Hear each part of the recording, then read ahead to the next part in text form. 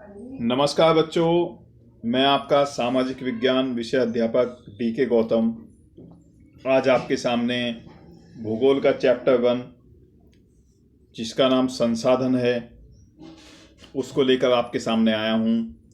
और ये संसाधन का जो चैप्टर है जिसको अंग्रेजी भाषा में रिसोर्सेज कहा जाता है,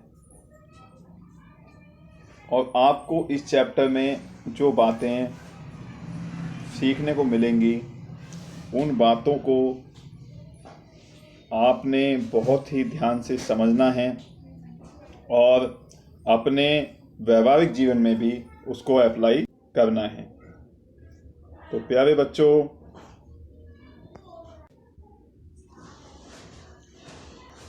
बच्चों अब हम देखते हैं कि इसमें संसाधन वास्तव में होता क्या है।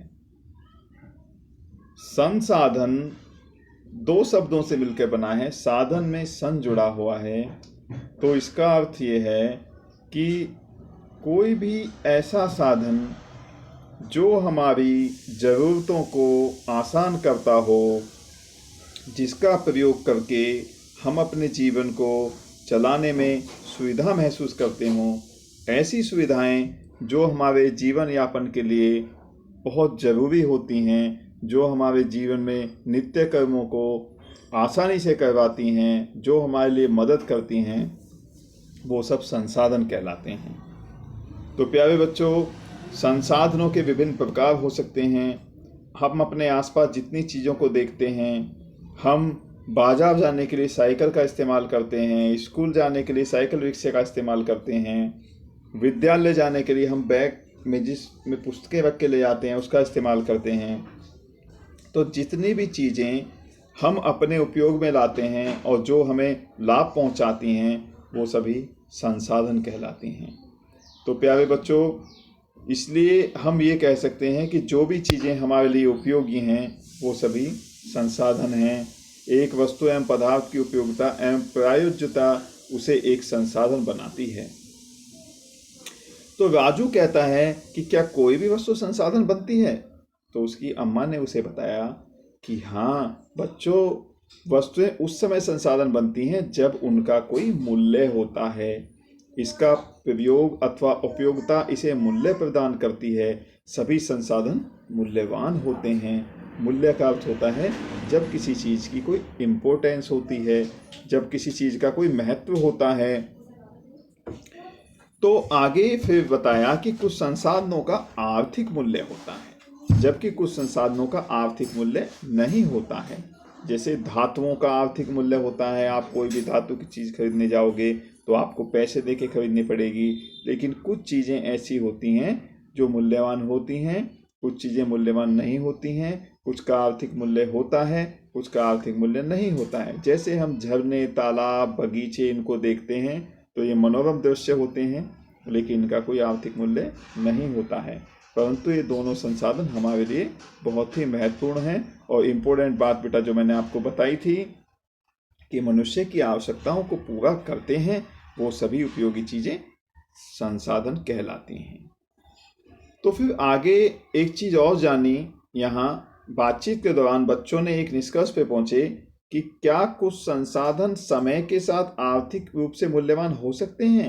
आपकी दादी के जो घरेलू नुस्खे हैं, आज उनका कोई वाणिज्यिक मूल्य नहीं है, कोई कॉमर्शियल उनका यूज नहीं है, लेकिन यदि उनको पेटेंट मिल जाए और मेडिकल फर्म द्वारा बेचे जाएं, तब उनका आर्थिक रूप से मूल्य हो जाएगा और वो मूल्यवान संसाधन कहलाएंगे। तो प्यारे बच्चों, यहाँ देखो शब्दावली लिखी हुई है, इसको मैं आपको समझाता हूँ। इसका है प्रौद्योगिकी, जिसको अंग्रेजी भाषा में टेक्नोलॉजी कहा जाता है। क्या कहा जाता है प्यारे बच्चों? टेक्नोलॉजी। किसी कौशल करने अथवा वस्तु बनाने में नवीनतम ज्ञान का अनुप्रयोग ही प्रौद्योगिकी कहलाता है। तो ये आपको ध्यान रखना है। तो प्यारे बच्चों, बच्चों ने बातचीत के दौरान ये जानने की कोशिश की, ये जाना कि क्या मानव भी एक संसाधन है। यस, मानव भी एक संसाधन होता है। बल्कि देखो पिक्चर में दिखाया गया है, तो बच्ची पूछ रही है अपनी माता से कि क्या मैं भी एक संसाधन हूँ। उसकी माता कहती हाँ, आप मेरे लिए एक बहुत ही महत्वपूर्ण संसाधन हो। तो प्यारे बच्चों, मानव भी एक संसाधन होता है और संसाधन कई प्रकार के होते हैं, प्राकृतिक, मानव निर्मित और स्वयं मानव भी एक संसाधन है। एक सेकंड। हाँ तो प्यारे बच्चों, नेचुरल संसाधन, प्राकृतिक संसाधन क्या होते हैं, आइए इसको जानते हैं। वे संसाधन जो प्रकृति हमें प्रदान करती है, जिसमें हम कोई संशोधन किए बिना उपयोग में लाते हैं, वो प्राकृतिक संसाधन कहलाते हैं। वायु, जिसमें हम सांस लेते हैं, और नदी और झीलों का जल, मृदा और खनिज, ये सभी प्राकृतिक संसाधन कहलाते हैं। प्यारे बच्चों, प्राकृतिक संसाधन दो प्रकार के होते हैं, एक नवीकरणीय और एक अनवीकरणीय। नवीकरणीय संसाधन वो होते हैं जिनका हम पुनः इस्तेमाल कर सकते हैं, और अनवीकरणीय संसाधन वो होते हैं जिनका भंडार बहुत सीमित होता है और जिनको हम दोबारा से इस्तेमाल नहीं कर सकते, उनको दोबारा से बनने में हजारों साल लग जाते हैं। तो प्यारे बच्चों, आगे चलते हैं। आगे दिया है कि कुछ संसाधन मानव निर्मित होते हैं। हम मानव निर्मित संसाधनों के बारे में जानते हैं। कभी कभी प्राकृतिक पदार्थ तब संसाधन बन जाते हैं जब उनका मूल रूप बदल दिया जाता है। जैसे लौह अयस्क तब तक संसाधन नहीं था जब तक लोगों ने उससे लौह बनाना नहीं सीखा था। लोग प्राकृतिक संसाधनों का उपयोग पुल बनाना, सड़क बनाना, मशीन बनाना, वाहन बनाने में करते हैं, जो मानव निर्मित संसाधन कहलाते हैं। तो प्यारे बच्चों, आगे चलते हैं और ये जानते हैं कि क्या मानव भी एक संसाधन है।